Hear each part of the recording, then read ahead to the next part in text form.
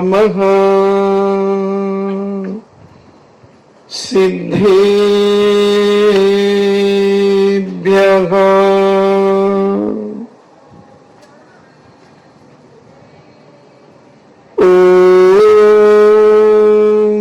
नमः सिद्धेभ्यः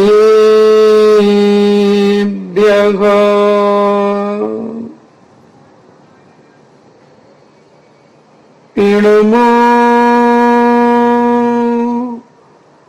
अरिहन्ताणं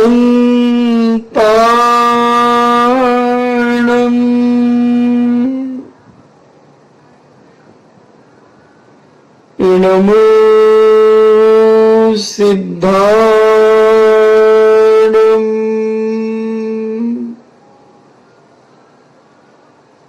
नमो आयर्याणं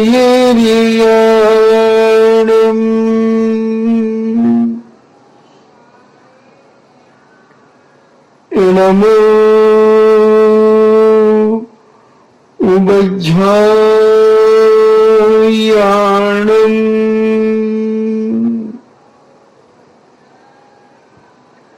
नमो लोये सब्बेसाभूणं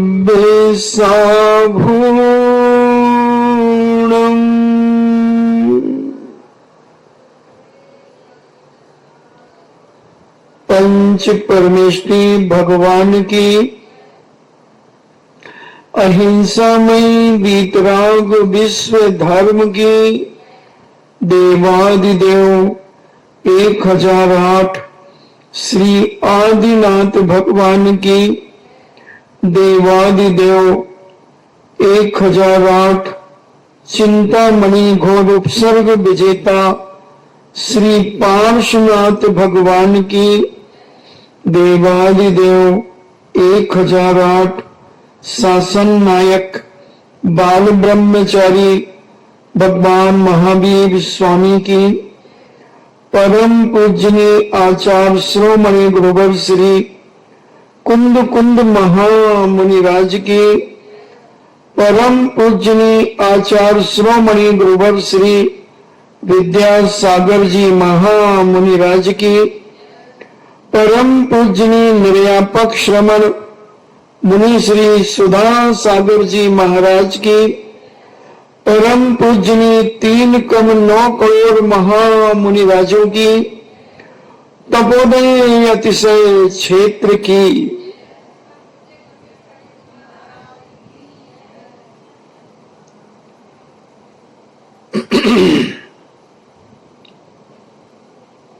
जीवन जा रहा है। कोई इसे समझ नहीं पा रहा है। हर आदमी यही सोच रहा है मैं बड़ा हो गया। कोई आज तक ये नहीं कह रहा कि मैं छोटा हो गया। संसार की ऐसी दशा है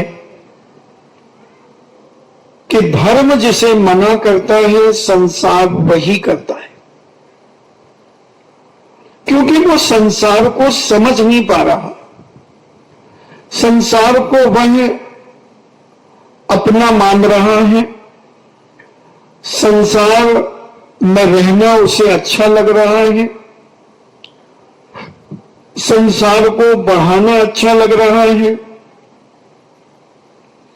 और हर व्यक्ति बढ़ रहा है। जो देखो वही बढ़ रहा है। छोटे छोटे नन्हे मुन्ने बच्चे भी कहते हैं मैं बड़ा हो गया। उनके माता पिता कहते हैं कि महाराज मैं 1 साल बड़ा हो गया।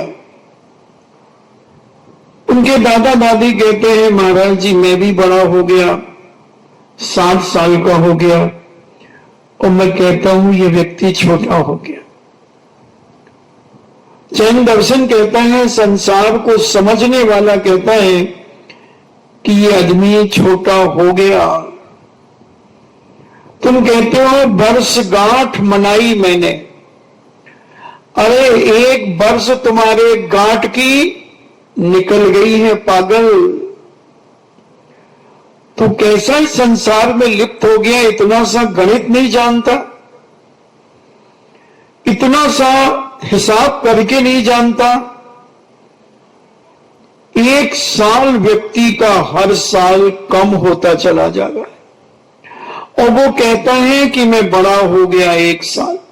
मैंने एक दिन कहा था कि जब तुम जितने छोटे थे तुम कितने अच्छे थे, इतनी कसाई नहीं करते थे, इतना द्वेष नहीं करते थे जितना तुम बड़े होने पर कर रहे हो।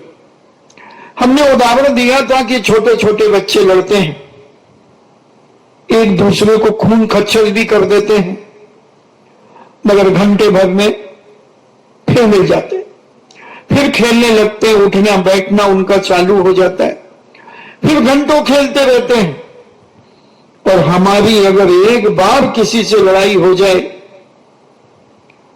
भले हम कितनी भी दोस्ती कर लें, मगर वो एक बार जो दरार पड़ जाती है वो नहीं भर पाती, वो नहीं भर पाती।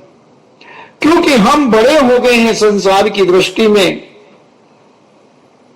बड़े आदमी का काम क्या है? छोटों का काम लड़ना है, मारना पीटना है, एक दूसरे को जलील करना है, नीचे दिखाना है। मगर छोटे तो थोड़ी देर के लिए करते हैं और जो अपने आप को बड़ा समझ रहे हैं वो तो कहो जिंदगी निकाल दें, जिंदगी निकाल दें अपनी कसायों में, जिंदगी निकल जाए और मरने के बाद भी 10-10 भाव तक उसका पीछा न छोड़े। पारसनाथ स्वामी का सगा भाई 10 भाव तक पारसनाथ के पीछे लगा रहा, पारसनाथ के पीछे लगा रहा, मगर पारसनाथ ने हमेशा अपने आप को छोटा समझा। पारसनाथ ने नहीं कहा कि मैं बड़ा हो गया हूं, क्योंकि वो संसार को समझने लगे थे, वो संसार को जानने लगे थे,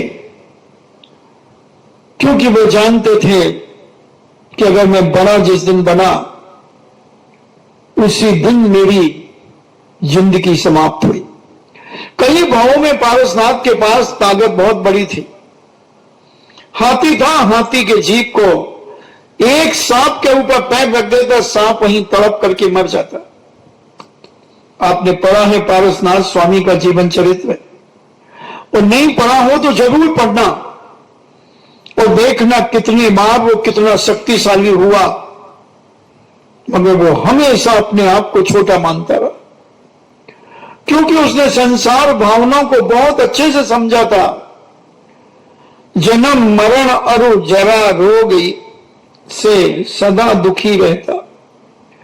हे भगवान, मेरा तो जन्म मरण मिटा दो, मैं तो छोटा बनकर के जिंदगी जी लूंगा, मुझे नहीं बनना बड़ा, क्योंकि जितना आदमी बड़ा बनेगा उतना ही कसायों में उलझेगा, उतना ही राग द्वेष में उलझेगा, उतना ही मायाचारी में उलझेगा, उतना ही छल कपट करेगा, उतना ही धोखा देने में मास्टर हो जाएगा। और जब तक वो छोटा बना रहता है तब तक वो ये सब क्रिया करता हुआ भी बहुत जल्दी भूल जाता है, बहुत जल्दी छोड़ देता है और पुनः अपनी ओरिजिनलिटी में आ जाता है, अपनी सहजता में आ जाता है। पारसनाथ ऐसी ही सरलता में और सहजता में प्रकट हो जाते थे। चाहे उसने सांप बनकर के काटा हो, चाहे मुनि अवस्था में सांप बनकर के निकला हो, किसी भी अवस्था में उस छोटे भाई की जीभ की पर्यायों ने, ये बड़ा भाई जो भी, छोटा था बड़ा, बताओ,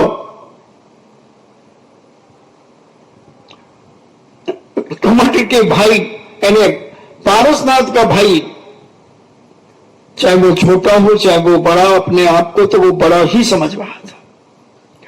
और पारसनाथ स्वामी तो हमेशा छोटा समझते रहे जब तक वो भगवान नहीं बने। अगर वो बड़े बने थे, जब मुनि बने थे, तो कई विद्याएं प्राप्त हो गई थी। दूर से ही कीलित कर देते उस सर्प को, क्या कर लेता। मगर उन्होंने कहा छोटे बने रहो, और जिस दिन तुम बड़े बनोगे उसी दिन तुम्हारा जन्म मरण का तुम्हें एहसास नहीं होगा, फिर अहंकार का एहसास होगा, फिर अपने धन दौलत का बल का तुम्हें अहंकार होगा। इसलिए जन्म मरण और जरा रोग से सदा दुखी रहता यह संसारी प्राणी द्रव्य क्षेत्र और काल भाव परिवर्तन सहता। हे भगवान, पारसनाथ विचार करते हैं कि हे भगवान, मैं अनादि काल से द्रव्य क्षेत्र काल भाव ये परिवर्तनों को सह रहा हूं। काल परिवर्तन कितना बड़ा है, भाव परिवर्तन कितना बड़ा है, द्रव्य परिवर्तन, नौकर्म परिवर्तन, ये सारे के सारे परिवर्तन मैं कब तक करता रहूंगा? क्योंकि अगर मैं बड़ा बना और मैंने इसे दबाना शुरू किया, इसे उपेक्षित करना शुरू किया, इसे मारना शुरू किया, इसे जलील करना शुरू करूंगा। इसलिए मैं छोटा ही रहना चाहता हूं, और छोटे बने रहे, छोटे बने रहे, पिटते रहे, पिटते रहे।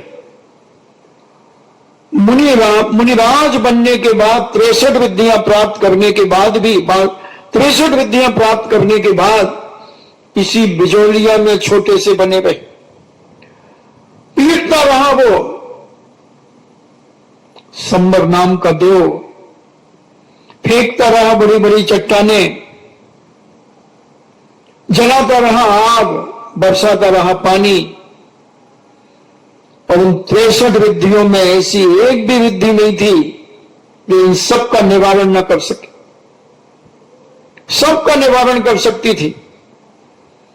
पारसनाथ अगर अपने आप को बड़ा समझ लेते तो, मगर उन्होंने कहा छोटा बनने में ही फायदा है, और जो व्यक्ति छोटा रहता है उसका बहुत फायदा होता है, बहुत फायदा होता है। कोई काम बिगड़ जाए, हम क्या करें भैया, हम तो छोटे थे, बड़े लोग जाने। कुछ भी गलती कर दे, हम तो छोटे, हम तो समझते ही नहीं। अगर मायाजानी से कह रहा तो दुर्गति का पात्र, और अंदर से अपने आप को छोटा मान रहा है, अंदर से अपने आप को छोटा मान करके अपने परिवार में रह रहा है, अपने समाज में रह रहा है, अपने घर में रह रहा है, भले बड़े की योग्यता है, गुण संपन्न है, मगर फिर भी वो जानता है कि बड़ा रहूंगा तो मुझे अहंकार आएगा। इस संसार को मैं मसलने की ताकत है मेरे पास, मगर मैं मसल दूंगा अगर मैं बड़ा समझने लगूंगा। मैं मोह में फंस जाऊंगा, मैं राग द्वेष में फंस जाऊंगा। इसलिए जो समझदार होता है वो बड़ा होकर के भी छोटा होता है, हमेशा छोटा बनकर के रहता है। सब छोटों की बातें वो स्वीकार करता चला जाता है। छोटे जो कह देता, हाँ ठीक है, हाँ ठीक है, ऐसा कर, हाँ कर लो, कर लो।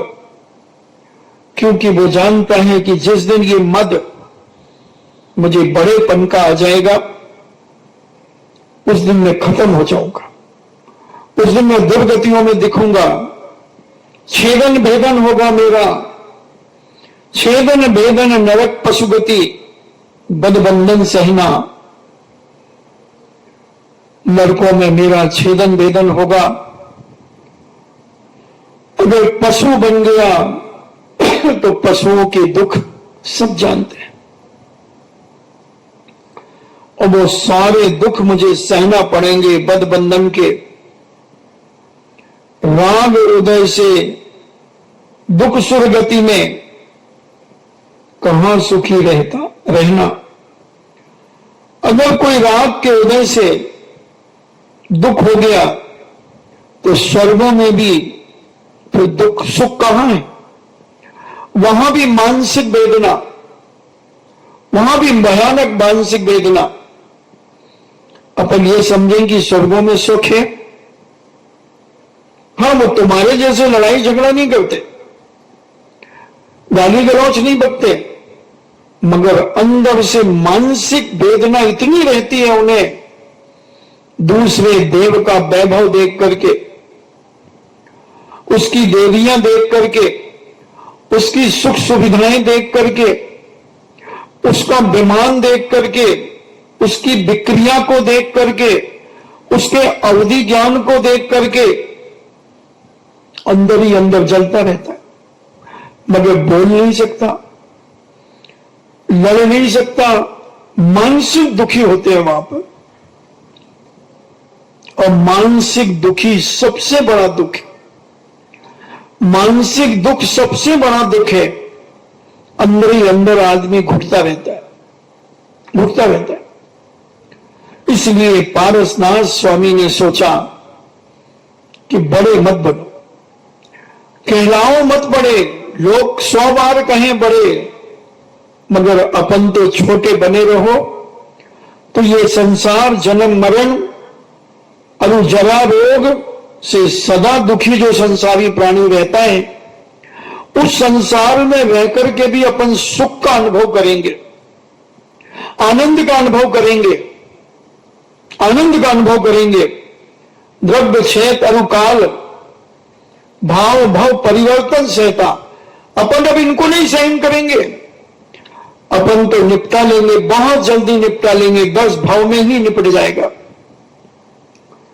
10 भाव में निपट जाएगा। और अपने तो अनंत काल से अनंत भाव प्राप्त कर लिए, अनंत भाव, गिनती नहीं। जब केवल ज्ञान होगा, जब पता चलेगा कि हमने कितने भाव, तो भी नहीं निकाल पाओगे। निगोद के भाव की संख्या नहीं निकाल पा रहे। एक श्वास में 8-10 बार जन्म मरियो दुख पाओ, इन्हें एक श्वास में 18 बार जन्म और 18 बार मरण। और एक स्वस्थ व्यक्ति 1 मिनट में 72 श्वास लेता है। लगाओ तो जरा गुणा, बड़े बड़े कंप्यूटर फेल हो जाएंगे। तो तुम 24 घंटे के जन्म नहीं निकाल पाओगे और मरण नहीं निकाल पाओगे। तो पारसनाथ स्वामी कहते हैं कि भैया हमने तो सब समझ लिया, मोह करके भी देख लिया, राग करके भी देख लिया, द्वेष करके भी देख लिया, मायाचारी करके भी देख लिया, सब कुछ करके देख लिया, इसमें रंच मात भी सुख नहीं है, सुख नहीं है। किसी भी पर्याय में चले जाओ, सुख नहीं है।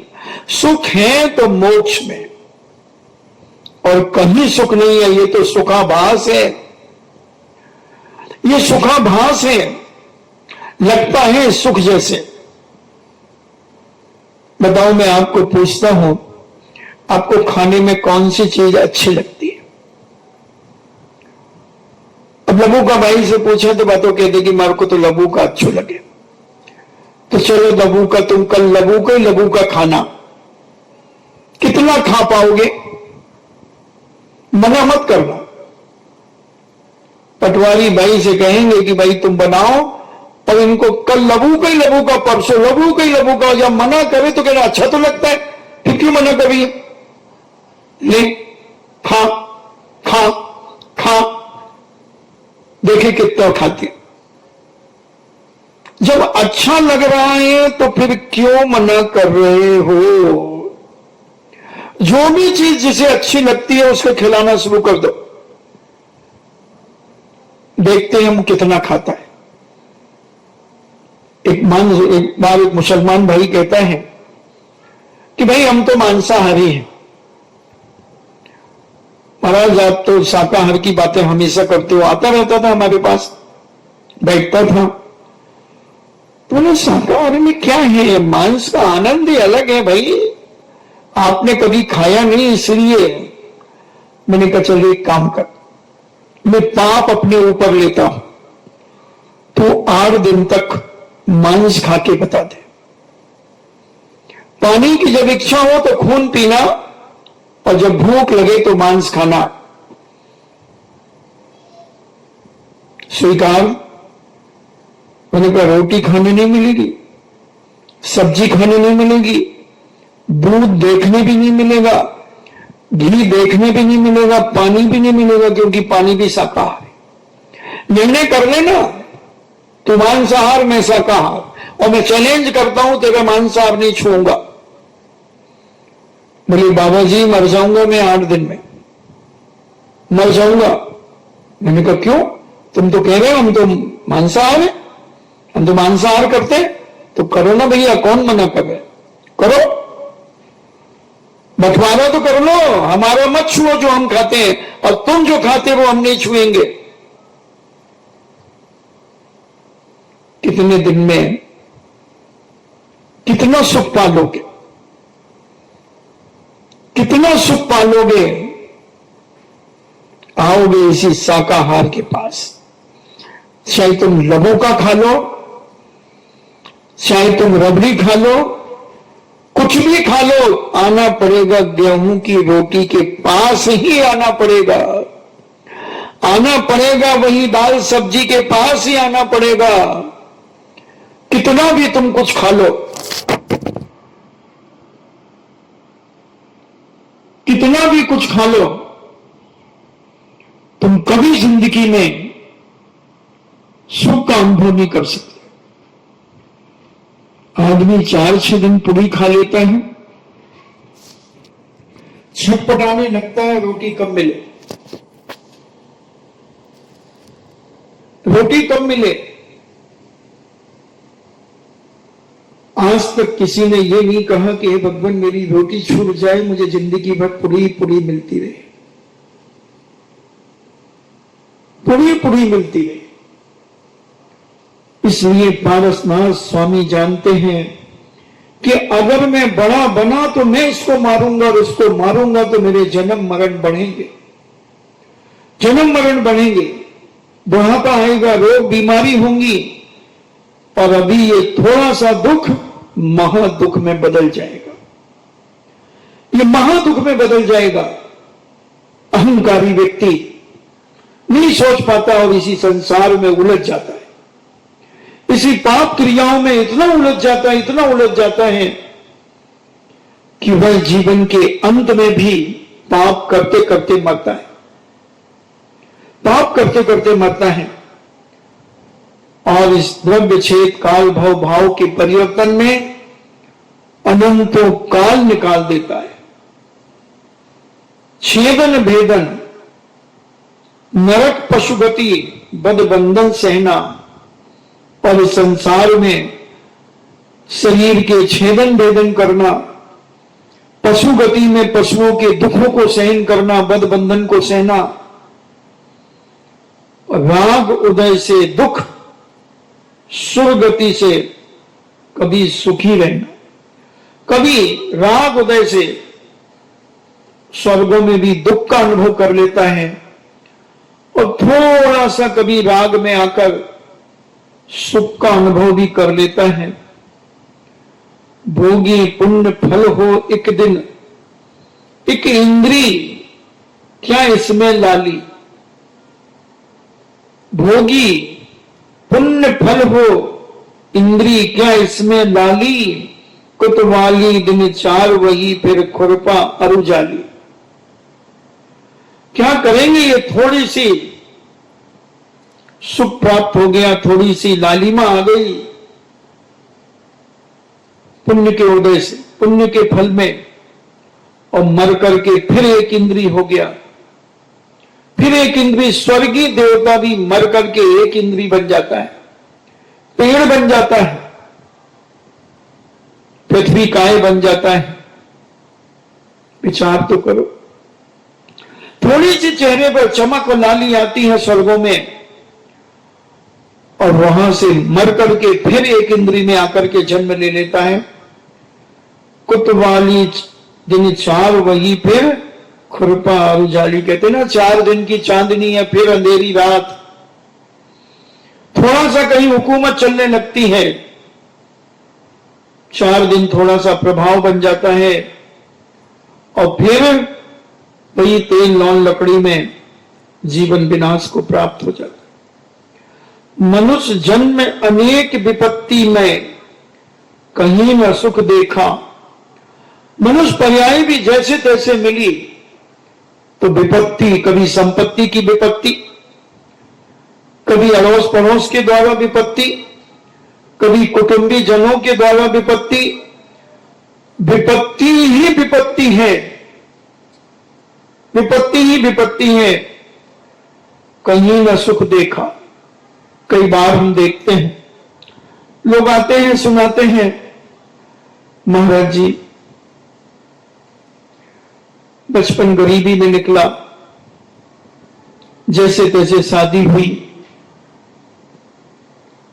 थोड़ा सा बच्चों ने संभाला, तब इनके पिताजी मरण को प्राप्त हो गए। जब सुख के दिन आए तो वो मरण को प्राप्त हो गए। हमारी जिंदगी में महाराज विपत्ति के अलावा कुछ आया ही नहीं। सोचा था कि बच्चे कमाने लगे, बच्चे बड़े हो गए, अब हम दोनों पति पत्नी शांति से जीवन जिएंगे, मगर उनका अटैक हो गया। हमारी जिंदगी में महाराज सुख तो है ही नहीं, सुख है ही नहीं। बहुत गरीबी में दिन बिताए, बहुत जीवन में विपत्तियां आई और आदमी उलझता रहता है, उलझता रहता है, विपत्ति पड़ती रहती है। पंचम गति सुख मिले, शुभा सुख को मेटो लिखा। ये 4 गतियों में तो किसी प्रकार का सुख नहीं है, चाहे वो नरक गति हो, चाहे पशु गति हो, चाहे मनुष्य गति हो और चाहे देव गति। अगर कहीं सुख है तो उस पंचम गति में सुख है। पंचम गति में सुख है, अपार सुख है और संसार का लेखा जोखा सब समाप्त हो जाता है। बनाव भाव, सिद्धार्थ सेठ ऐसा ही विभाव बना रहा है, भाव बना रहा है। इस विभाव को छोड़कर स्वभाव में आना चाह रहा है और बैठा है, आत्मचिंतन कर रहा है कि ये संसार कितना आसार है। अब तो बस एकत्व अकेला रहना चाहता हूं। सबके बीच में बहुत रहा, सबको शरणभूत माना, सबको स्थायी माना, मगर कोई स्थायी नहीं है। सब अस्थिर है, सब आशरण है और संसार में डुलाने वाले हैं, संसार के मोह में फंसाने वाले हैं। जन्म ही मरे अकेला चेतन, सुख दुख का भोगी। सेठ विचार कर रहा है कि जन्म, चाहे जन्म हो चाहे मरण हो, अकेला ही चेतन इन सुख दुख का भोगने वाला है। चाहे कितना भी तुम्हारा सगा संबंधी नजदीक का आदमी हो, तुम्हारे दुख कोई माई का लाल नहीं ले सकता। मैं एक उदाहरण देता हूं हमेशा। मानो मेरे पैर में दर्द हो रहा है, मानो मेरे सिर में दर्द हो रहा है, मानो मेरी पीठ में दर्द हो रहा है, मानो किसी भी मेरे अंग में दर्द हो रहा है। कौन माई का लाल है जो मेरा दर्द ले सकता है? किसमें हिम्मत है? अपने आप को कितना बड़ा भी भक्त माने वो, मैं ले लूंगा ये दर्द, कोई कह सकता है? क्या कोई दर्द ले सकता है? तुम क्या कर सकते हो? पाम ला करके दे सकते हो, सेंसर ला करके दे सकते हो, और भी दर्द के जो चीजें आती हैं वो तुम सब ला करके रख दो, मगर उस दर्द को किससे भोगना पड़ेगा? जिसे दर्द है उसी मर्द को दर्द भोगना पड़ेगा। कोई भी तुम्हारा दर्द ले नहीं सकता। तुम जितना जो कुछ अपने जीवन में पाप पुण्य करोगे वो तुम्हारे साथ जाएंगे। उस पुण्य को खाने वाले तो ढेरों मिल जाएंगे, मगर उस पाप के भागीदार बनने के लिए कोई तैयार नहीं होगा, कोई भी तैयार नहीं होगा। आज तक दुनिया में किसी ने भी किसी के पाप में भागीदारी नहीं की, पुण्य में तो सबने भागीदारी की। एक उदाहरण प्रायः सभी लोग सुनाया करते हैं, प्रासंगिक समझ रहा हूं, मैं भी सुनाना चाहता हूं।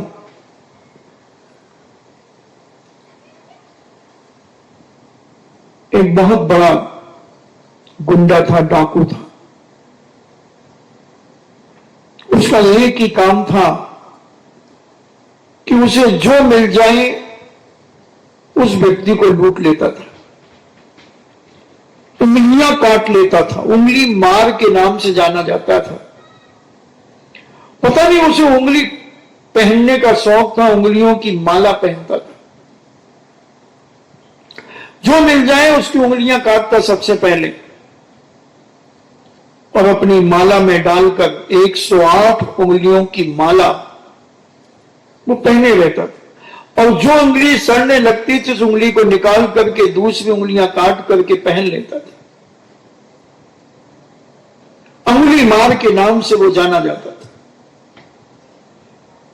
और वो गली बड़ी फेमस थी उंगली मार के नाम से। लोग कहते थे यहां बहुत बड़ा डाकू उंगली मार रहता है।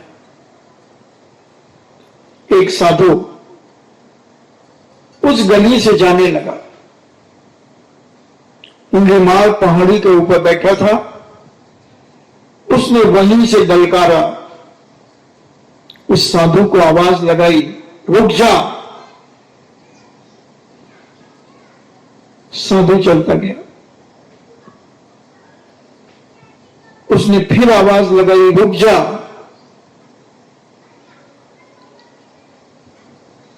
और वो बढ़ता चला आ रहा था, साधु भी बढ़ रहा था। तीसरी आवाज लगाई, साधु ने देखा, वो बहुत नजदीक आ गया था। बोले रुक जा, एक कदम मत बढ़ना, निकाल तेरे पास क्या है।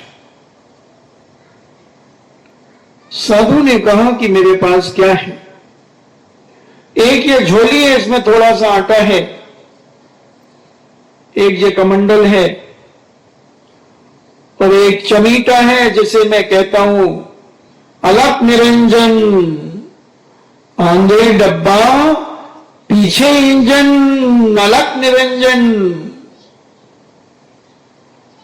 बोले अच्छा, और क्या है? बोले कुछ नहीं, सब तू ले ले ले जा। बोले ये उंगलियां भी लूंगा। उसने कहा भाई एक बात बताओ, ये तुम सब किसके लिए करते हो? अरे साधु उतना नहीं जानता, मेरा बहुत बड़ा परिवार है।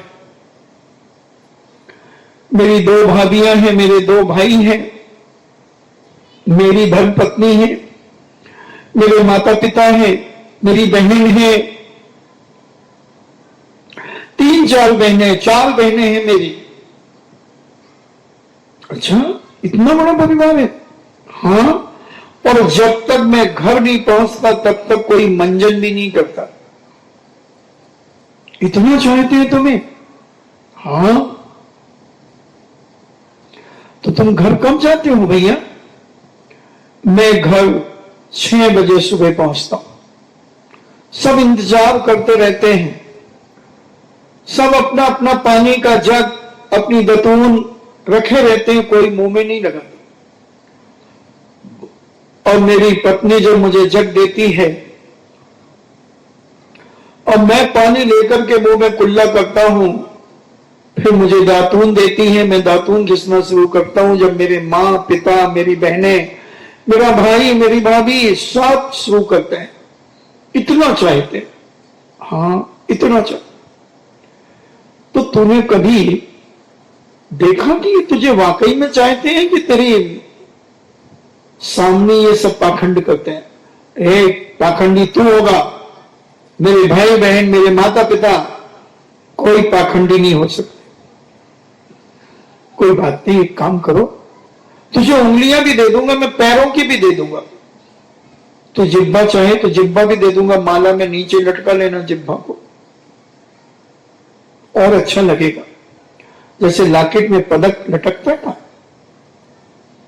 ले लेना, मेरी जिब्बा ले लेना।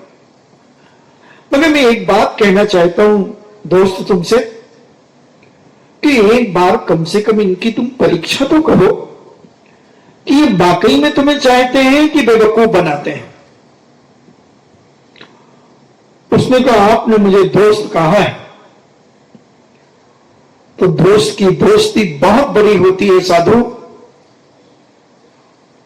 या तो मुझे साधु बनना पड़ेगा या तुम्हें डाकू बनना पड़ेगा। दोस्त तो वही होता है कि जो एक दोस्त करता है वो दूसरा दोस्त करे। या तो मुझे साधु बनना पड़ेगा या डाकू बनना पड़ेगा। तो साधु कहता है कि मैं डाकू बनने के लिए तैयार हूं, क्या तुम साधु बनने को तैयार हो? डाकू कहता है कि हां, अगर तुम जिस बात को कह रहे हो तुम उसमें अगर फेल हो गए तो तुम्हें डाकू बनना पड़ेगा। और जो मैं कह रहा हूं कि पूरा परिवार मुझे चाहता है, मेरे पहुंचने के पहले कोई मंजन भी नहीं करता, और अगर हम जीत गए तो बाबा जी तुम्हें डाकू बना लेंगे। हाँ हाँ, कोई बात नहीं। और साधु ने कहा अगर हम जीत गए तो दोस्त? बोले मैं साधु बन जाऊंगा। तो बोले एक परीक्षा करो। देखो दोस्त, आज का जमाना है कि हर व्यक्ति पर विश्वास नहीं करना चाहिए, क्योंकि विश्वास में बास है बिस्का, आशा में छुपी है निराशा, शब्दों के संग न बहना, सुन लो मेरी बहना। उसने कहा बात तो तुम ठीक कह रहे हो कि विश्वास का जमाना आज का नहीं है। तो मैं इतने दिन से विश्वास करता ही आ रहा हूं, विश्वास पर जी रहा हूं, कि मैंने देखा कि जब तक मैं घर नहीं पहुंचा तब तक किसी ने मंजन भी नहीं किया, पानी भी नहीं पिया, दूध चाय भी नहीं पी। तो उन्होंने कहा साधु ने कि मुझे विश्वास नहीं है दोस्त, इसका एक परीक्षण होना चाहिए। बोले कैसे परीक्षण लोगे, क्या करोगे? बोले मैं तुम्हें एक योग सिखाता हूं। बोले योग क्या होता है? बोले एक योग साधना होती है कि अपनी श्वास रोक करके तुम कितनी देर तक रह सकते हो। बोले ये तो मैं जानता हूं, क्योंकि कई बार मुझे छुपना पड़ता था। तो जब पुलिस वाले मुझे ढूंढते थे तो मैं सांस रोक करके पड़ा रहता था, सांस की आवाज भी उन्हें नहीं आती थी। दिखाओ मुझे करके, दिखाओ मुझे करके। और उसने सांस रोक कर लकड़ी पड़ गया, लकड़ी के समान गिर गया और घंटों पड़ा रहा। साधु ने कहा वाह वाह दोस्त वाह, फैसला हो रहा है, मैं जीत जाऊंगा। डाकू कहता है तुम्हारे जैसे 50 बाबाओं को चराया है मैंने। हाँ कोई बात नहीं, अब एक काम करना दोस्त, तुम यहां से घर जाओगे, मंजन करोगे, फिर चाय पियोगे, नाश्ता करोगे, फिर 11 बजे भोजन करोगे। हाँ मैं ये सब करता हूं, आपको कैसे मालूम? मुझे मालूम है। तो तुम एक काम करना, भोजन करने के 1 घंटे बाद थोड़ा सा तड़पना, हाथ पैर छटपटाना, इधर से उधर लौटना, कभी पेट पकड़ना, कभी छाती पकड़ना, और फिर श्वास रोक करके पड़े रहना, ठीक है? मगर 1 घंटे करना। अरे मैं तो 2 घंटे कर लूं, श्वास रोकना तो मेरा बाएं हाथ का खेल है, ठीक। और उसकी वेदना, तड़फा, हाथ पैर तड़फाए, छाती पकड़ी, पेट पकड़ा और श्वास रोक करके पड़ गया। पत्नी चीखती चिल्लाती रोने लगी। मां आ गई, मां तड़पने लगी, छाती कूटने लगी, पिता रोने लगा, भाई बाहर मकान की पट्टी पर बैठ करके फूट फूट करके रोने लगे, दोनों भाभियां रोने लगी, बहनें तो दहाड़ मार करके रो रही, भैया अब हमारी शादियां कौन करेगा? देखना, उसकी मरने की किसी को चिंता नहीं है, मेरी शादियां कौन करेगा? कितना स्वार्थी आदमी। और वो सुन रहा था। इतने में ये बाबा जी पहुंचे और बड़ा रूप बनाए हुए थे, भयंकर, काले कपड़े पहन लिए बाबा जी ने, त्रिशूल ले लिया अपने हाथ में और अलग ढंग से रौब दिखाते हुए बालों को फैला करके बड़ा विकराल रूप बनाया। लोग देखे एक नजर और नीचे कर ले, बड़ी बड़ी आंखें, लाल आंखें हो रही हैं।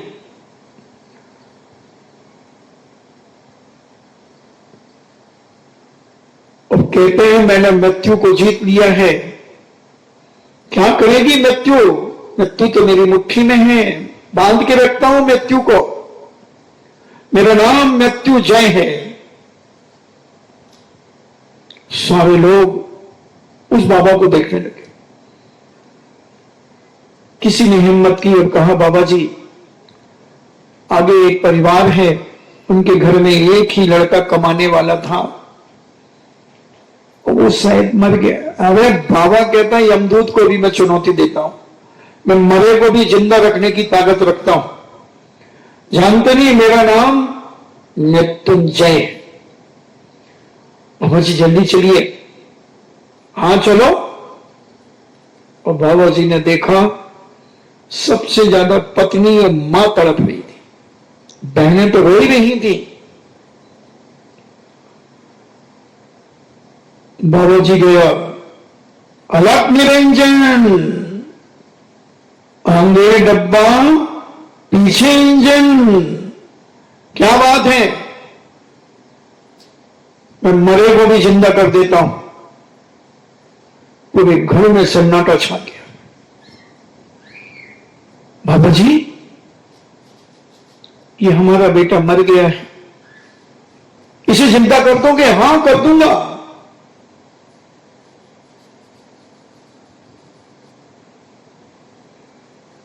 और बाबा जी बैठ गए, त्रिशूल को वहीं गाड़ दिया जमीन में और कहते हैं एक गिलास दूध और पानी लेकर के आओ, मैं एक दवाई बनाऊंगा। और उस बाबा ने अपनी पोटली से दवाइयां निकाली और दूध पानी में मिला करके दोनों को फेंटा। पत्नी तो अभी भी बिलक बिलक के रो रही है और मां तो छाती कूट रही, दीवालों से सिर फोड़ रही है, दीवालों से सिर फोड़ रही है। मेरा कमाऊ पूत चला गया, मेरा कमाऊ पूत चला गया। हे भगवान, कौन सा पाप किया था मैंने, मुझे उठा लेते भगवान, मगर मेरे इस बेटे को तो जिंदा रखते। अब घर की खर्च व्यवस्था कैसे चलेगी, घर का क्या होगा। बाबा ने दवाई बनाई और कहा कि कौन चाहता है कि ये तुम्हारा पति जिंदा हो जाए या बेटा जिंदा हो जाए, कौन चाहता। दोनों मां उधर से चीखती चिल्लाती है, मेरा बेटा जिंदा होना चाहिए। वहां से बहू कहती है, मेरा पति जिंदा होना चाहिए। साधु ने 2 गिलासों में दवाई की, बोले जो पहले पी लेगा, अगर तुम उसकी पत्नी बनकर के पहले पी लोगी तो तुम्हारा पति जिंदा हो जाएगा, और तुम मां बनकर के ऐसे पी लोगी तो तुम्हारा बेटा जिंदा हो जाएगा।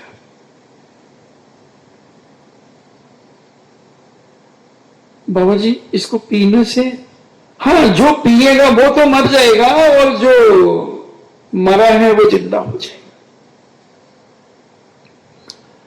पत्नी के हाथ में जो गिलास था वो कहती, बाबा जी अब मर गई तो मरी जान दो, मैं तो दूसरी शादी कर लूंगी, क्या फर्क पड़ता है, पकड़ो अपना गिलास।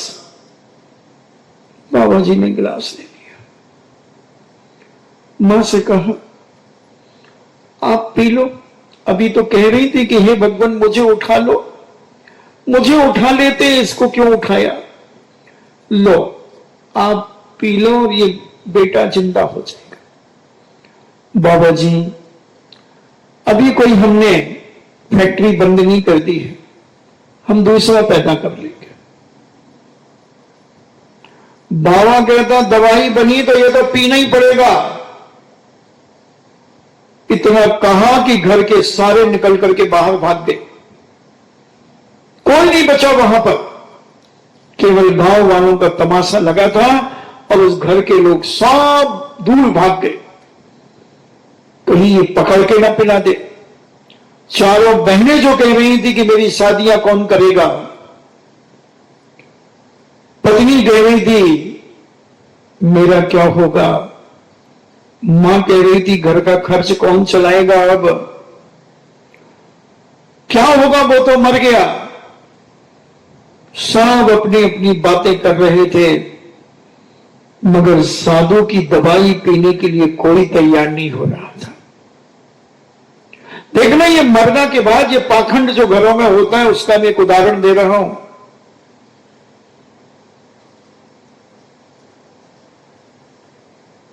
और गांव वाले देख रहे हैं, बाबा पूछता कहां है, बोले वो तो सब भग गए, 2-3 किलोमीटर दूर भग गए। बाबा ने तो गांव वालों से कहा कि भैया अब ये दवाई बन गई, अगर तुम इसके कोई चहेते हो, इसको कोई मानने वाले हो, कोई इसका पार्टनर है, तो ये दवा पी ले। गांव वाले भी धीरे धीरे भीड़ कम होने लगी। साधु ने कहा भागो मत, अब दवाई तो बन गई है, मैं पी लेता हूं, क्योंकि मेरे ना आगे भैंस ना पीछे पड़ा, मैं तो अकेला साधु खड़ा। हाँ बाबा जी आप पी लो, आपको क्या है, आप तो अकेले, जन्मे मरे अकेला, चेतन सुख दुख का भोगी। और बाबा ने तो कुछ नहीं मिलाया था उसमें, बढ़िया काली मिर्च मिलाई थी, मिश्री मिलाई थी, तुलसी की पत्तियां मिलाई थी, थोड़ी सी अजवाइन मिलाई थी और वो काली बनाई थी, वो तो पी गया, डकार गया 2 गिलास, और धीरे से उसको सारा किया। अंगुली मार, उठ, देख लिया तूने, अपने सगे कानों से एक एक की आवाज सुन ली। अंगुली मार ने धीरे से आंख खोली, सामने बाबा खड़ा था। आंख घुमाई तो न मां थी, न पत्नी थी, न पिता था, न चारों बहनें थी, न दोनों भाभियां थी और न दोनों भाई थे। अंगड़ाई लेकर के उठा, साधु ने पूरे शरीर को मसला और कहा, चल चल। और उंगली मार चल पड़ा। पूरा परिवार आ गया। अरे भैया जिंदा हो गया, भैया जिंदा हो गया, छोटा भैया जिंदा हो गया। भाभी कह रही देवर जी जिंदा हो गए। उसने फटकारा, बेशरमो हट जाओ मेरी नजरों के सामने से, तुम्हारा पाखंड में बरसों से देख रहा हूं। ये बाबा जी ने मुझे आप दूध का दूध और पानी का पानी दिखा दिया।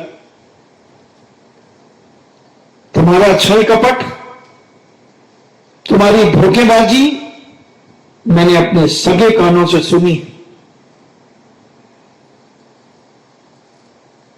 तुम्हारा बेटा तो मर गया, तुम्हारा पति मर गया, तुम्हारा भाई मर गया, तुम्हारा देवर मर गया।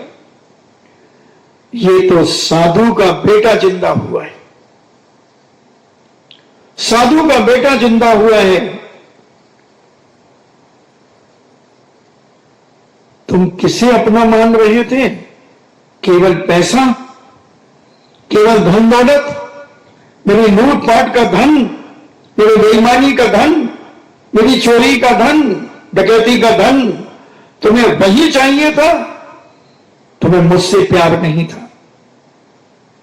क्या उसकी फटकार? सारा परिवार फूट फूट करके रोता रहा और वह उंगली मार उस साधु के साथ चला गया, चला गया। बंधुओं, कल्पना किया करो अपने जीवन में, जन्मे मरे अकेला चेतन सुख दुख का भोगी। अपने ही सुख दुख का भोगी तुम्हारे अलावा कोई नहीं है बंधुओं। ये सब मुंह देखे की प्रीत है। जब तक आंख खुली है, जब तक तुम्हें ये अच्छे लग रहे हैं, आंख बंद होते ही उठाओ, अभी तो 2 घंटे हैं, उठा लो, रात भर कौन रखेगा? रात भर कौन रखे? इसलिए हमारे मंगत राय जी कहते हैं अपनी 12 भावना में, यानी एकत्व भावना में कहते हैं, और किसी का क्या एक दिन ये देह जुदा होगी। अभी तो ये घर के लोग जुदा हुए हैं, ये पत्नी जुदा हुई है, ये बहनें जुदा हुई हैं, ये भाई जुदा हुए हैं, ये माता पिता जुदा हुए हैं। अभी तो तेरी ये शरीर की देह भी तुझसे जुदा हो जाएगी। मुसलमानों की कब्बाली आती, मरने के बाद तेरे कपड़े भी उतार लेंगे, मरने के बाद कपड़े भी उतार लेंगे। तो किसे अपना मान रहा है? ये तन के कपड़े भी उतार लेंगे तेरे। कमला चलत न पैठ जाए मरघट तक परिवारा, कमला चलत न पैठ जाए। पत्नी कहां तक जाएगी? दरवाजे तक। और परिवार कहां तक जाएगा? मरघट तक। अपने अपने सुख को रोवे पिता पुत्र दारा। सब अपने स्वार्थ के लिए रो रहे हैं। कोई को उस मरने वाले की आज तक किसी परिवार में मैंने चिंता नहीं सुनी, उसका नाम ही नहीं लेते। सब एक ही बात करते हैं, अब हमारा क्या हो, अब इन बच्चों का क्या होगा। आदमी एक क्षण में कितना बेईमान हो जाता है, एक क्षण में इतना बेईमान हो जाता है कि घर का व्यक्ति मरने के बाद बस केवल एक नाम रह जाता है और काम उसके साथ चले जाते हैं। उसका पाप उसके साथ चला जाता है, उसका पुण्य उसके साथ चला जाता है, कोई उसके साथ नहीं जाता। मरघट तक ज्यादा से ज्यादा कमला चलत न पैड जाए, मरघट तक परिवारा अपने अपने सुख को रोवे, पिता पुत्र दारा, दारा यानी स्त्री। जो मेले में पंथी जन मिले, नील फिरे भरते, जैसे मेले में एक दूसरे से पंथी लोग मिल जाते हैं, राहगीर मिल जाते हैं, नेह प्रेम धरते, थोड़ा सा स्नेह प्रेम धर लेते हैं, बातचीत कर लेते हैं। जो तरुवर पर रैन बसेरा पंछी आ करते, पेड़ पर जैसे शाम को पक्षी आकर के बैठ जाते हैं, ऐसा ही परिवार तुमसे मिल जाता है। कोस कोई दो कोस कोई, फिर थक थक हारे। कोई पंछी कोस भर उड़ता है, फिर थक जाता है, कोई 2 कोस जाता है, थक थक कर हारे। जाए अकेला हंस संग में, कोई न परमारे। ये चेतन रूपी हंस अकेला उड़ जाता है, कोई भी इसके साथ पर नहीं मारता, कोई सहयोग नहीं देता, कोई इसे सहारा नहीं देता। इसलिए थोड़ी देर के लिए अकेला महसूस किया करो। सब मर चुके हैं, हर व्यक्ति अपने अपने परिवार का सोचे कि सब मर चुके हैं, सब मर चुके हैं, मैं अकेला हूं, कोई मेरा साथ देने वाला नहीं है। एकत्व भावना पर विचार किया करो तो तुम्हें कभी सदमा नहीं लगेगा,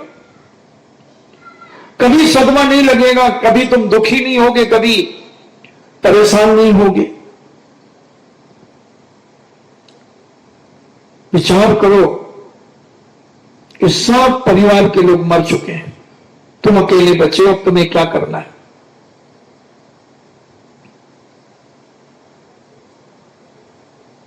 अब क्या होगा? एक व्यक्ति को बहुत अहंकार था कि मेरा दम पे घर चलता है, मैं अगर घर में नहीं हूं तो इन सबके खाने के लाले पड़ जाएं। बड़ा अहंकार था, हर व्यक्ति से यही कहता था कि सारे घर की जिम्मेदारी मेरे ऊपर है, और समझते नहीं ये लोग। बड़ा अपनी होशियारी दिखाता। एक साधु की कुटिया में गया, उस साधु से कहता है कि साधु जी, मैं इतनी मेहनत करता हूं, पूरे घर को मैं चलाता हूं, और मेरे बिना घर की हालत बिगड़ जाएगी। उस साधु ने कहा कि तू बैठ जा, अभी मैं प्रवचन कर रहा हूं, आज का टॉपिक घमंड ही है मेरा। अहंकारी जो लोग हैं आज उन्हीं के ऊपर मेरा प्रवचन है, जो घमंड करते हैं उनके ऊपर प्रवचन है, जो अहंकार करते हैं अपने ऊपर, उसी लिए प्रवचन। और साधु ने खूब जम के प्रवचन दिया। वो आदमी कहता है तो क्या मैं कुछ नहीं करता हूं घर का? बोले तुम्हारे बिना भी घर चलेगा, और तुम हो तो चलेगा। जब देश के प्रधानमंत्री पंडित जवाहरलाल नेहरू मरे थे तो लोग यही सोचते थे कि अब देश का क्या होगा, तो लाल बहादुर शास्त्री आ गए थे। और जब लाल बहादुर शास्त्री मरे तो दूसरा प्रधानमंत्री बन गया, इंदिरा जी बन गई होंगी, और बनते चले गए। राजू भैया भी मरे तो मनमोहन सिंह बन गए, और मनमोहन सिंह उतरे तो नरेंद्र मोदी बन गए। ये तो बन रहे हैं, सब बदलते चलते जाएंगे। मगर उसने कहा कि नहीं बाबा जी, ऐसा नहीं होता, मेरे बिना ये पूरा घर का सत्यानाश हो जाएगा, घर का विनाश हो जाएगा। तो बाबा जी ने कहा एक काम करो, तुम बिना बताए 2 साल के लिए घर से भाग जाओ, फिर देखते हैं अपन घर का क्या होता है।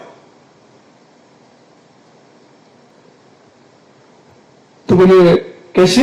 बोले मैं वो सब प्रचार कर दूंगा, मैं अपना तरीका जानता हूं, मगर तुम 2 साल तक चू चपाट नहीं करना, कभी इस गांव में आना भी मत, किसी गांव वाले से मिलना भी मत, किसी घर के रिश्तेदारों से संपर्क भी मत करना। बोले ठीक है, मैं चला जाता हूं। और वो अचानक एक दिन घर से चला गया। और बाबा जी पहुंच गए, अरे भाई गांव वालों एक बहुत बड़ा हादसा हो गया। क्या हुआ? अभी मेरे आश्रम में बहुत सारे लोग प्रवचन सुनने आते थे, पर एक व्यक्ति तुम्हारे गांव का भी प्रवचन सुनने गया था, वो मास्टर था, और उसे एक शेर उठा करके ले गया। गांव वालों ने कहा भी वो अपने मास्टर साहब 2-3 दिन से नहीं दिख रहे। उनके घर के लोगों से जाके कहा कि ऐसा लगता है कि मास्टर साहब को शेर उठा के ले गया। मास्टर साहब प्रवचन सुनने जाते थे साधु के यहां? हाँ, बोले एक साधु के यहां प्रवचन सुनने जाते थे, 3 दिन से नहीं आए। अब भैया जो हो गया, वो साधु नगर में गांव में आए हैं, और उन्होंने बताया कि ऐसा ऐसा हादसा हो गया। तो किसी ने मुझे बताया था कि उस गांव के हो सकते हैं, तो मैं सूचना देने आया। बड़े घर के लोग दुखी हो गए। अब घर की व्यवस्था कैसे चलेगी? मगर बड़ा गांव सज्जनों का था। उनकी एक बेटी भी थी मास्टर साहब की, जो विवाह की लायक थी। एक बेटा था जो पढ़ाई कर रहा था, पत्नी थी। दुखी हुए इतने में गांव के लोगों ने, मुख्य लोगों ने, श्रेष्ठियों ने मीटिंग की,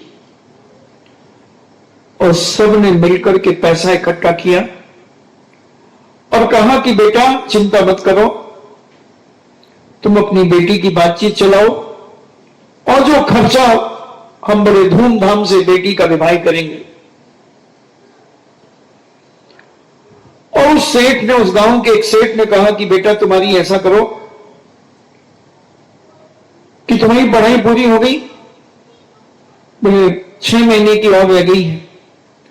बोले बस तुम एक काम करो, तुम 2 घंटे शाम को मेरे यहां आया करो, और जब पढ़ाई पूरी हो जाए तो तुम हमारे यहां काम सीखा करो। बेटी की शादी कर दी गांव वालों ने, बहुत धूमधाम से शादी कर दी। बेटा भी अपने पैरों पे खड़ा हो गया। 6 महीने की पढ़ाई पूरी करके सेठ जी के यहां हुनरबाज हो गया, बहुत अच्छा व्यापार करने लगा। उसने ही, सेठ जी ने कहा बेटा लो पूंजी हम देते हैं, तुम व्यापार करो। पिताजी से भी अच्छा कमाने लगे।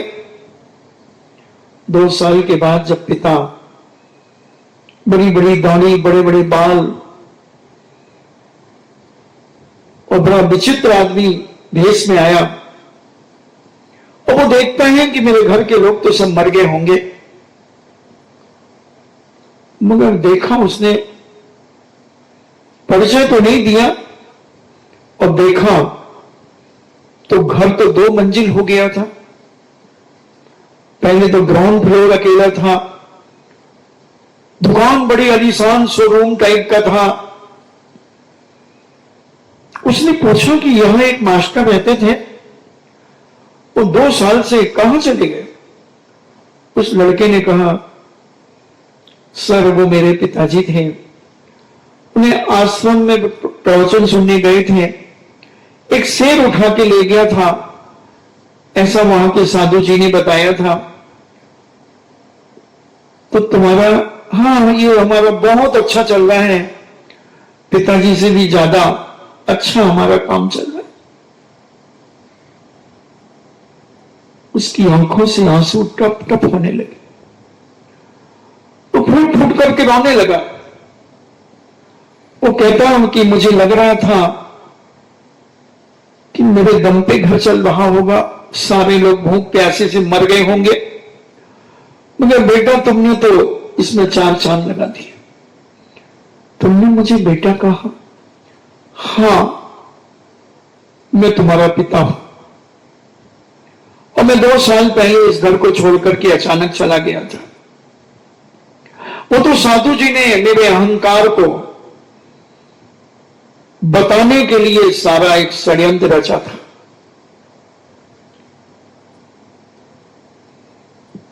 पिताजी, तुम्हें फेरने ले गया था? नहीं बेटा, मेरे अहंकार के ऊपर यह बहुत बड़ा थप्पड़ है।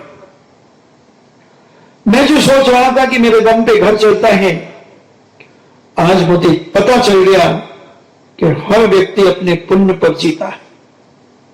हर व्यक्ति का पुण्य होता है। क्या पता किसके पुण्य से घर चल रहा है, किसकी दुआओं से घर चल रहा है। एक गर्भ का बच्चा भी हो सकता है, एक घर का बूढ़ा आदमी भी हो सकता है, कोई भी व्यक्ति हो सकता है जिसके पुण्य से घर दिन दुनिया रात चौगनी बरकत हो रही। मुझे पता चल गया बेटा तेरी मां कहां है? अंदर है, बुलाओ। मां देखती रह गई। उसने कहा डरो मत, मैं तुम्हारा पति ही हूं। आज मेरा अहंकार समाप्त हो गया है और मैं समझ गया हूं कि अपने अपने पुण्य पाप का फल हर व्यक्ति भोगता है। कोई दूसरा उसमें हाथ नहीं बटाता। पाप में तो कभी कोई हाथ बटाता ही नहीं। पुण्य में तो भले बटा ले, पुण्य को भले आदमी खा ले दूसरे का, मगर पाप कोई नहीं खाता। इसलिए एकत्व भावना को समझने का प्रयास करो कि हम अपने जीवन में कितने गलत काम कर लेते हैं परिवार के लिए, बाल बच्चों के लिए। झूठ साच, छल कपट, धोखाधड़ी, बेईमानी कितना करते हैं। पूछता किसके लिए? बोले मुझे तो कुछ जरूरत नहीं है, सब बच्चों के लिए। यही कहता है आदमी 40-50 साल के बाद तो कहता भैया मुझे तो कुछ नहीं चाहिए। अब ये बाल बच्चे हैं, नाती पोते हैं, इनके लिए हो जाता थोड़ा सा। मगर उस बेवकूफ को ये नहीं मालूम कि ये पुण्य का फल तो ये सब खाएंगे, मगर पाप मेरे खाते मड़ा जाएगा, पाप मेरे साथ जाएगा और मुझे सड़ना पड़ेगा दुर्गतियों में। मेरी जीवन की लीला समाप्त होगी दुर्गतियों में। इसलिए हमारे जैनाचार्यों ने कहा कि एकत्व भावना का चिंतन करो, एकत्व भावना को समझो, एकत्व भावना को समझो कि हे भगवान, जब मुझे अकेला आया हूं, अकेला जाऊंगा, तो ये बीच के जंजाल में मैं छल कपट क्यों कर रहा हूं? ये पाप और धोखाधड़ी क्यों कर रहा हूं? ये नीयत खराब क्यों कर रहा हूं? ये कसाई क्यों कर रहा हूं? अगर सम्यक दृष्टि जीव होगा, सम्यक दृष्टि होगा, तो बहुत जल्दी समझ जाएगा, बहुत जल्दी समझ जाएगा। और मिथ्या दृष्टि हुआ, दुनिया कर रही है, मैं अकेला थोड़ी कर रहा हूं, वो 100-200 नाम गिना देगा। क्योंकि अपना पाप छुपाने के लिए हम दूसरे के लिए पहले तैयार रखते हैं। अपनी गलती से बचने के लिए हम दूसरों की 100 गलतियां अपने दिमाग में रखते हैं। एक सत्य छुपाने के लिए हम 100 झूठ पहले से गवाह बना करके रखते हैं। कितना हम जंजाल बना करके अपने जीवन को जीते हैं। संत महंत भगवंत कहते हैं तुम कभी इन पापों से छुप नहीं सकते, तुम तुम दुनिया के किसी भी कोने में छुप करके पाप करोगे, कोई देखे या न देखे, पहले तो तुम देख रहे हो कि नहीं देख रहे हो कि मैं गलत कर रहा हूं, सबसे पहला। और कर्मबंध तुम्हारी आत्मा में वहीं के वहीं हो गए, कहीं से आते नहीं है कर्मबंध। ये पुद्गल बरगड़ाएं ठसाठस भरी है पूरे 3 लोक में। न वो पुण्य की बरगड़ाएं हैं, न पाप की बरगड़ाएं हैं। जैसे पानी का कोई रंग नहीं होता, जिस कलर उसमें जो रंग मिला दो उसी कलर का हो जाता है। ऐसी वो पुद्गल बरगड़ाएं जो कर्म रूप में परिवर्तित होती हैं, बस जैसे ही तुमने जो किया उसी रूप में परिवर्तित होकर के तुम्हारी आत्मा में चिपक गई, बंद हो गया, बंद हो गया। अब वो हृदय में जब आएंगी, जब तुम कहोगे, जैसे जनक नंदिनी सीता में जैन दर्शन के अनुसार सुदर्शन मुनि और सुदर्शन आरिका सगी भाई बहन थे और दोनों वार्तालाप कर रहे थे बैठ करके, और सीता के जीव ने कहा, काहे के महाराज, देखो क्या हंसी मजाक चल रहा है, क्या ठिठोलियां चल रही हैं। उसी समय सीता को भी लांछन लगने का कर्म बंद हो गया कि तुमने उनके ऊपर लांछन लगाया है, अब तुम्हारे ऊपर भी लांछन लगेगा। और सीता की पर्याय में जनक नंदिनी सीता मां पवित्र शील का पालन करने वाली थी, शीलवती थी, चारित्रवान थी, मगर फिर भी लांछन लगा कि नहीं लगा, मैं आपसे पूछना चाहता। वैष्णव दर्शन में के अनुसार भी लगा और जैन दर्शन से भी लगा। उस समय तो कुछ नहीं किया था उसने, मगर वो बरगड़ाएं, वो पुद्गल बरगड़ाएं उस समय उसको पाप बंद में, चरित्र की हीनता में परिवर्तित हो गई, और तुम निर्दोष होने पर भी लांछन लगा, लांछन लगा। कर्म अंदर ही अंदर सिमट जाते हैं, अंदर भी पुद्गल बरगड़ाएं ठसाठस भरी हैं, उस पलक झपकते ही कर्म बंध में परिवर्तित हो जाते। क्या परिणाम है तुम्हारे अंदर के, भाव क्या है तुम्हारे, बस उसी अनुसार वो बदलती चली जाती। इसलिए अपने आप को अब कुछ समय के लिए अकेला महसूस करने का प्रयास करो, एकत्व भावना को समझो और अपने जीवन की पवित्रता को जितना बना सको उतना बनाने का प्रयास करो। इन्हीं मंगल भावना के साथ जिनवाणी स्तुति। जिनवाणी के ज्ञान से सूझे लोकालोक, सो बाणी मस्तके धरो, सदा देत हूँ धोख। हे जिनवाणी भारती, तो ही जपो दिन रैन, जो तेरो शरणा गहे, सो पावे सुख चैन। देव भजो अरिहंत को, गुरु सेवा निर्ग्रंथ, दया धर्म पालो सदा, यही मोक्ष का पंथ। 9 बार नमो।